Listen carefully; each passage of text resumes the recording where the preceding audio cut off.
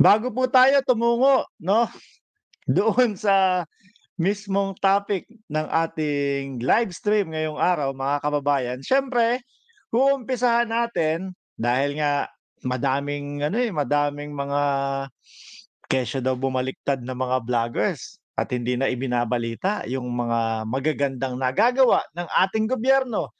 Umpisahan natin ano, sa ganito, government confiscates 10.41 billion worth of illegal drugs. Clears more than 27,000 barangays, no, of drug menace under PBBM anti-drug campaign. Ayan po mga kababayan. So yan ang umpisa natin mga Boss Chief Amo Sir. Eh, bakit ba natin inaano to, inuumpisahan yung ating mga vlog na ganito? Kasi um, kumbaga ang dami ng mga umaano, yung mga bumoboses sa mga vlogs, mga kababayan na purong pawang ewan ko kung matatawag nating mga kalokohan yung mga vlog nila dahil mga walang katotohanan po, ano? So ayan po, hindi ko sinasabi na hindi maganda yung, war on drugs ni Pangulong Duterte. Ang sinasabi ko po dito, kumbaga naipagpatuloy po ng ating Presidente Marcos, 'no? Ayan po, oh, government confiscates 10.41 billion worth of illegal drugs. So sa madaling salita po mga kababayan, tahimik lang po ang gobyerno, gobyernong Marcos, pero patuloy po yung pagsugpo sa droga, 'no, para talagang tuluyan na maging payapa ang ating bayan. So, clears more than 27,000 barangays of drug menace under PBBM's anti-drug campaign. Ayan po mga kababayan. Sa tulong po ng PNP, DILG, Office of the President, Dangerous Drugs Board at PDEA. Okay. So good news po 'yan mga kababayan, talagang bumabawas at nauubos na din po ano, ng tuluyan. 'Wag po tayong maniniwala dun sa mga sinasabi, "Oh, yung PBBM niyo wala na, kalat na ulit ang droga dito sa Pilipinas." Wala pong katotohanan. Ayun po, tuloy pa din po ang pagsugpo mga kababayan. Dumako po tayo 'no, pagkatapos niyan dumako po tayo kay VP Inday Sara Duterte, mga kababayan, patungkol kay Franz Castro may sinasabi ang ating Vice Presidente. Alam naman po natin na si Franz Castro, mga Boss Chief Amo Sir, yung dada ng dada 'no, confidential funds. Kahit na ipaliwanag na ng maayos, siya panay dada pa din sa confidential funds. Eto, pakinggan po natin ang ating Vice Presidente, mga Boss Chief Amo Sir, ano, kung ano po ang sasabihin. Nakatingin ako kay Franz Castro, naiisip ko, sabi niya, sige siya, confidential funds, confidential funds. Paayos naman ang 'Di ba tuloy-tuloy, sila puro confidential funds. Gustong malaman nila, kung saan ba gagamitin yung confidential funds na yan. Baka mamaya sa amin na, baka mamaya uubusin na pala kami niyan. So, kaya talagang pilit at, talagang ikinukulit nila na dapat malaman namin yang confidential funds na yan, mga kababayan. So, ang ginawa daw ng ating VP Sara, maayos naman ang accounting namin. Ayan po, tutuloy ko, accounting namin. Sinunod naman namin ang batas. In fact, wala pang deadline. Nagbibigay na kami ng accounting doon. Paano namin ginagamit ang confidential funds. Ayan.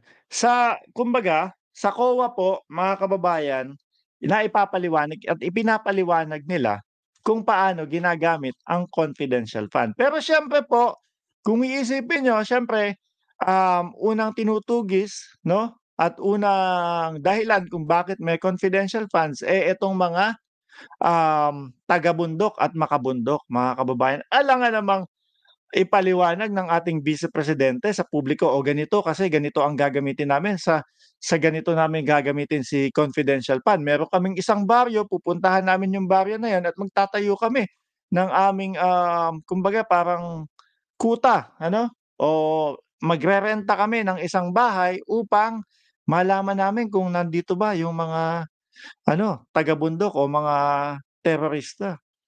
So, bakit po nakabuntot kay, Inday Sara dapat may buntot si Inday Sara Duterte ng confidential fund. Eh, alam niyo naman po ang Vice Presidente, yan po ang tumatrabaho doon sa mga kapwa natin Pilipino na nasa laylayan po, mga kababayan. Siya po yung umaabot. So siyempre, 'pag alam nila na, pupunta dito si VP Sara Duterte, galit sila dun, Dahil nga ayaw ni Inday Sara sa mga sa mga terorista. Abangan natin. So yun po ang dahilan kung bakit hindi dapat ipinapaliwanag sa publiko o ipinupubliko yung paggagamitan ng confidential fund. Pero sa COA naman po, no, sa mga pinagre-reportan nila, maayos na ipinapaliwanag doon. Ganun po yun. Si Franz Castro daw, Madam VP, ano po ba ang sabi ni Franz Castro? Siya itong didak ng didak sa mga nakikita namin, sa mga teachers na hindi naman niya ma-explain ano yung mga deduction niya. Yun naman pala si Franz Castro Ano? So pansin ng pansin at silip ng silip doon sa confidential fund dahil nga baka sa kanila gamitin, madami palang mga deduction sa mga teacher, sinasabi ng ating VP, na hindi naman daw niya maipaliwanag. Ano kaya yung mga deduction na yun, ano?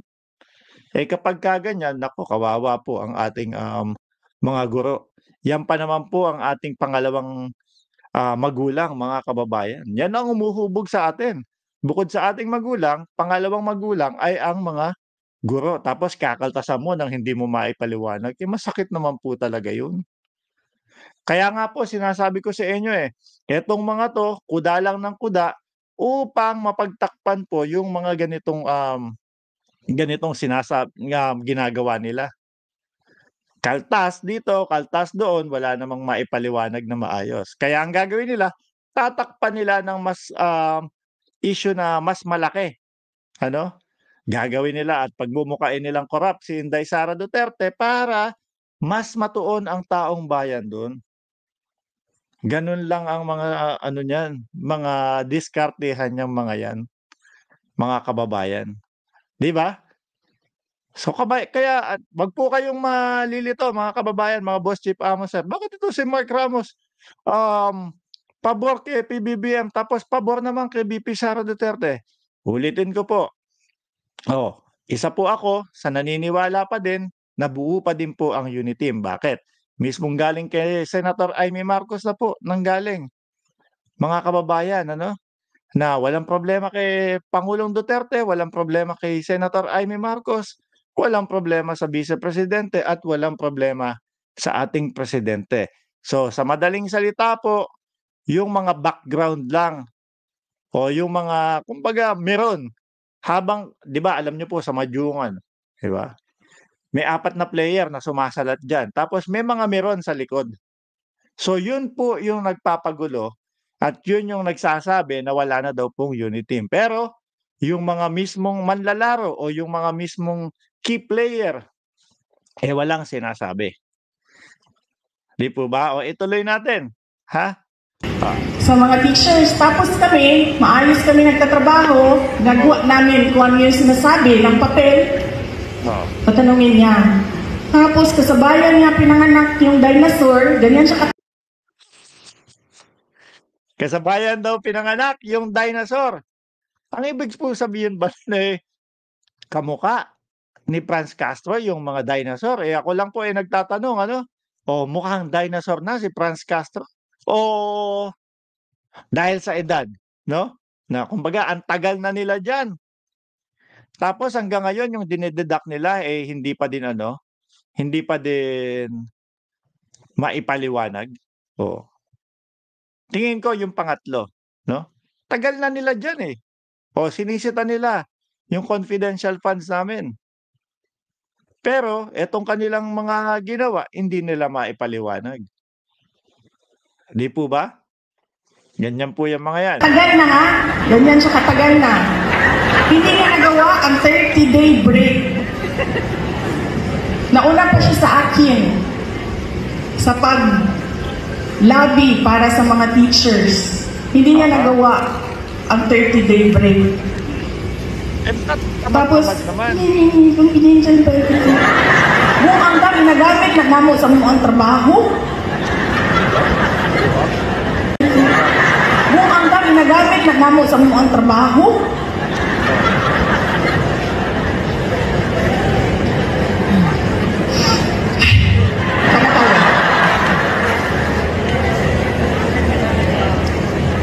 Oo, totoo. Kasi sabi nila 1970s pa daw sila. Sabi ko, kasabayan na rin nila yung dinosaur. Hanggang ngayon, 30 days, hindi mabigay. Tapos inupuan lang namin ng isang araw ni Yusef Powa. Nabigay namin 30 days. Hindi pa kami. So, nandun talaga sa kanila yung pagkukulang. Kaya lang, ang ginagawa nila, inuunahan nila, no? Inuunahan nila ng mga batikos para mapagtakpan yung kanila